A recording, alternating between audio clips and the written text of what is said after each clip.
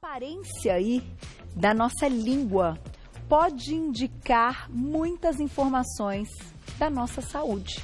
Que coisa, né? Alguém já parou para notar ali, olhar a língua próxima ao espelho, ver a coloração que tá, ver como tá essa camada? A gente vai aprender mais sobre isso. Aí a gente convidou mais uma vez o otorrinolaringologista, a doutora Maura Neves. Bem-vinda. Obrigada. Tudo bem? Tudo jóia. Prazer tudo bem? aqui. Obrigada. Que assunto interessante, né, doutora? Assim, poucas vezes eu acho que a gente para pensar ou para notar uma mudança na língua, né? Na língua, né? Na verdade, muitos pacientes algumas vezes vão nos procurar dizendo que apareceram algumas bolinhas na língua. Notam quando né? sentem, né? Exatamente. Algo diferente na boca. Então, não é tão infrequente a gente receber os pacientes com algumas dúvidas sobre a língua. Mas a gente tem muito que falar, né? Sobre as coisas que a língua, as alterações que a língua pode mostrar, porque elas podem remeter a algumas doenças, algumas faltas de vitamina, algumas outras alterações são hereditárias. Então as pessoas às vezes ficam um pouco assustadas com algumas coisas que elas descobrem eventualmente. Então, quem olhar a língua no espelho hoje, por favor, não fique assustado. Não fique assustado, tem que conversar com o médico, mas algumas coisas são importantes pra gente saber. Isso, exatamente. Vamos começar com a primeira e daqui a pouquinho você mostra aí, você trouxe uma maquete, né? Bela língua. Uma língua aqui, para quem quiser ver, né? Olha essa só nossa que legal. Língua. E né? pra gente conseguir até entender o porquê ela consegue demonstrar tanta coisa. Isso, na verdade, ele é um órgão, assim, até para começar a explicar um pouco mais, ela é um órgão muscular, né? Ela tem vários músculos que são intrincados por dentro e ela tem uma função muscular que ela é única da língua. Então, ela consegue rolar, ela enrola, ela dobra. Então, a gente não tem nenhum outro músculo no nosso corpo que consiga fazer essa função. Olha que e é um músculo extremamente forte. Né? Então, ela empurra muito forte, ela consegue empurrar dentes à noite. Então, tudo isso que a gente tem, a língua é muito forte. E a função dela, ajudar a mastigação, então rolar o alimento de um lado para o outro, ela tem a função articulatória, que a gente usa para falar corretamente. Sim. Tá? E uma função principal, o sabor. Uma parte do sabor é dada na língua, né? O amargo. Sabores. São 3 sabores principais. 4 sabores principais. Então, olha, aqui na maquete, aqui no fundo a gente tem o amargo, tá? O doce na ponta, ácido e salgado aqui nas laterais. Ah, é que o quinto, agora eu me lembrei, é que o glutamato monossódico foi criado e ele dá um quinto sabor, por isso que ele não faz bem, né? Pelo que dizem os médicos, não é legal, que o nosso corpo não reconhece, mas ele dá um sabor ultra, quando você coloca um glutamato monossódico, porque ele ativa um sabor extra que nós não temos. São sensações diferentes. Exatamente. Então, me lembrei, então é o quinto sabor. Vamos começar então? Claro, vamos lá. Mandem perguntas, olha só que interessante. Primeira na tela. Ardência e calor. Tá. Então, ardência e calor é uma alteração que nós temos que a gente chama de glossodínia. Glosso é língua, né? E dínia vai mais para a dor, como algia, né? É uma alteração que é mais frequente em mulheres por volta da menopausa, tá? E cursa com língua ardendo ou doendo. Então, tem pacientes que falam sensações térmicas, mais para ardência. Ah, minha língua pica, minha língua dói, alguma coisa assim. Está muito relacionado a alterações hormonais, tá? Estresse, alterações psicológicas, como ansiedade, depressão, né? E quando a gente olha a língua, nesse caso, a gente colocou ela vermelha para ilustrar que ela está ardendo.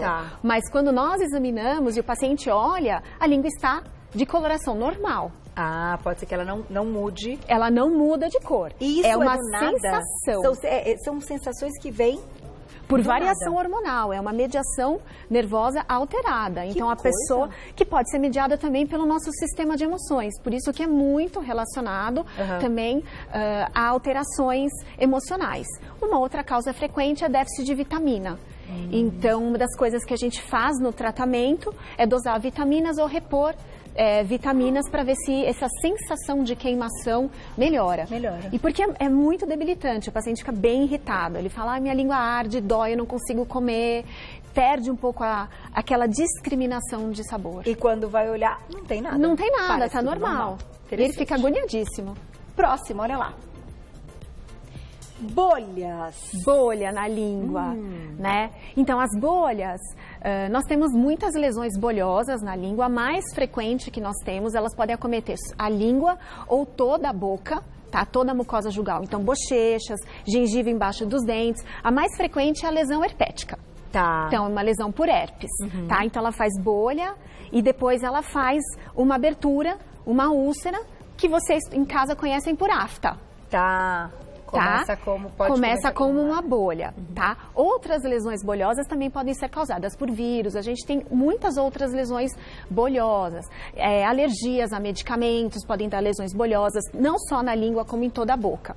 Então, isso tem que ser avaliado. Estomatite. As estomatites das crianças muitas vezes começam com bolhas e depois fazem pequenas aftas, né? Então, esses quadros virais de estomatite muitas vezes são lesões bolhosas inicialmente. Então, nesse início, quando a gente percebe uma bolha, indica que alguma virose, algum vírus... Na maioria das vezes iniciando. é viral ou alguma doença autoimune. Tá. Se for a viral, que a grande maioria dos casos, ela vai ser aquela doença autolimitada, como a estomatite nas crianças ou até os adultos, às vezes a gente tem.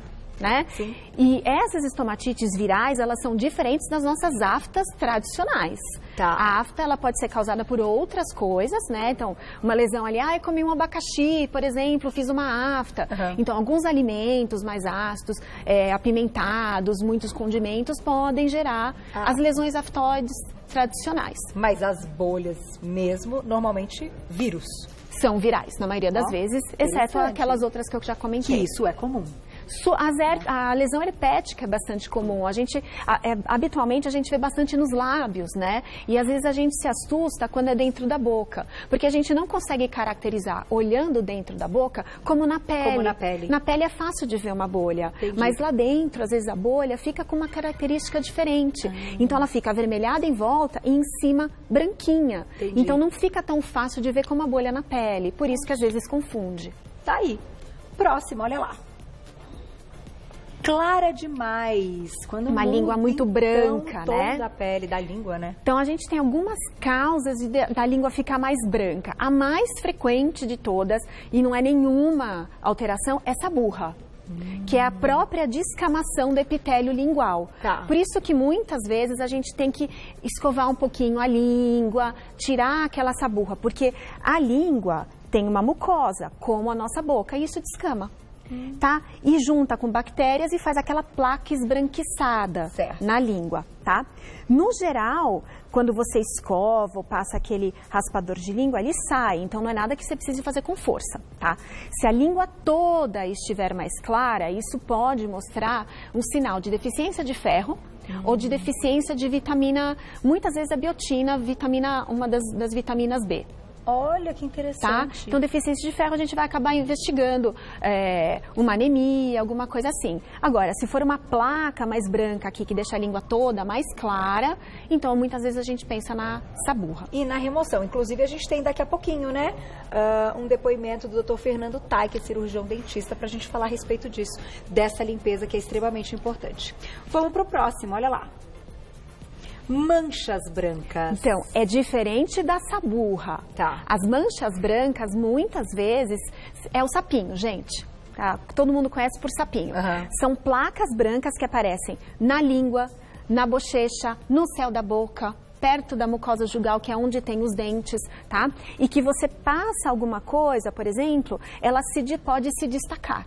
Tá? Então, essa é a lesão mais frequente do sapinho. E que também ela vem... É um fungo. É fungo, não é viral. É uma lesão fúngica, sapinho. Outra manifestação é a que a gente chama de queilite angular, que aparece aqui no cantinho da boca, uma lesão mais avermelhada, ela pode ficar maior, mas aquele molhadinho como aqui se tivesse cortado. Isso, aqui no arde, canto da boca, exatamente. Né? Ela dói, pode incomodar, incomoda para doer. Muitas pessoas, por exemplo, que têm prótese dentária, né, que às vezes não limpa ou fica bastante tempo, pode fazer essas lesões brancas, sapinho no céu da boca. Tá. Então, e aí tem que fazer um tratamento. Não adianta você ir lá e só remover, porque a placa pode sair, mas vai aparecer outra. E aí tem que fazer um tratamento específico com medicamentos antifúngicos que removem isso. Não é nada de difícil, mas tem que tratar. Então, então não é viral. É fungo, é um fungo, é a cândida. Muitas vezes é a monilha, monilha oral, que a gente chama. Que a gente acha que é mais até recorrente em outras áreas. Em outras áreas, corpo, exatamente. Mais na boca. Mas essas outras áreas que muitas vezes aparecem também são áreas de mucosa. Entendi. Então, é que a gente, às vezes, não tem a proximidade de conseguir avaliar, assim, olhar no espelho. Perfeito. Né? Então... Mas são essas manchas. Os fungos ficam nessas mucosas. E as crianças também podem ter, adultos, qualquer pessoa pode ter, né? É o sapinho. Esse é o que todo mundo conhece. Bolinhas branquinhas. Bolinhas branquinhas. Vamos lá, tem mais. Uma aula, hein, gente? Língua geográfica. A língua geográfica, ela é bem interessante. Então, algumas pessoas chegam no consultório e foram percebendo que a língua geográfica ela é muito próxima de uma outra língua, que é a língua fissurada. Tá. Essa não é nada de problemático, isso não é doença, tá? Então, a língua geográfica são pequenas alterações que vão mudando de lugar na língua. Ora tá na lateral, ora tá na ponta, ora vai para trás e ficam parecendo desenhando um mapa. E por isso que veio o nome da língua geográfica. Tipo, umas ondulações, alguma coisa que é diferente de outras áreas mais lisas. Isso, exatamente. Então você tem uma área lisa e uma área que fica com uma borda mais avermelhada e um centro mais esbranquiçado. Então ela vai desenhando essas geografias na língua. Então some de um lado, aparece do outro, vai sumindo, aparecendo, tá? Então isso não tem nada de alterado. Pode, eventualmente, começar a surgir com alimentos mais quentes e dar uma sensibilidade com alimentos mais quentes, mas normalmente não tem nenhuma repercussão orgânica. Tem uma outra língua que algumas pessoas têm, que às vezes elas mostram assim, a sua língua é lisinha, a minha língua é toda rachadinha. Essa é a língua fissurada, que ela é toda rachadinha. Também não é nenhum problema, tá? Tem uma origem também hereditária. O único problema da língua fissurada, gente, é assim, se entrar algum resto alimentar pequenininho ali entre as fissuras, pode ser um fator de dar halitose, mau hálito. E pode, bactéria? Exatamente. E aí o que a gente sugere não é a pessoa ficar raspando muito a língua, porque pode machucar. É fazer uns gargarejos, bochechos, sempre para poder manter aquilo mais limpo. Então é um perfil, uma característica hereditário, mesmo. Exatamente. Especialmente com pessoas que têm mais alergia. Mas não é uma língua mais sensível? Não. É uma língua diferente. Tá aí. Tem mais um. Olha lá. Rosada e lisa. Então, a rosada e lisa, quando ela é muito lisa, ela pode ter alguma atrofia por algum déficit também de vitamina. Mas quando ela tá cor-de-rosa e relativamente lisa, ela tá normal. Tá? A língua normal. Essa é a característica normal. Isso, normal. Agora, tem umas línguas que ficam totalmente carecas. Você olha assim, ela tá lisa, parece um pneu careca mesmo. Então, aí tem que ver o que tá acontecendo. São outras alterações também metabólicas, tá? Déficit de vitamina que a gente tem que investigar. Eu vou lá e já volto, e daqui a pouquinho a gente pode falar também, a gente vai ensinar aqui um pouco da limpeza, que é algo importante, mas a parte da sensibilidade e até dos sabores, que tem muita gente que fala, mas não tenho sentido tanto sabor, se isso de fato pode acontecer, se tem coisas que a gente também se alimenta que acaba anulando, né? Sim, que a gente alimento anula o outro. Vamos colocar agora, acho muito importante, um VT bem bacana do Dr. Fernando Tai, ele que é cirurgião dentista, ele vai dar umas explicações e orientações fundamentais. Olha lá.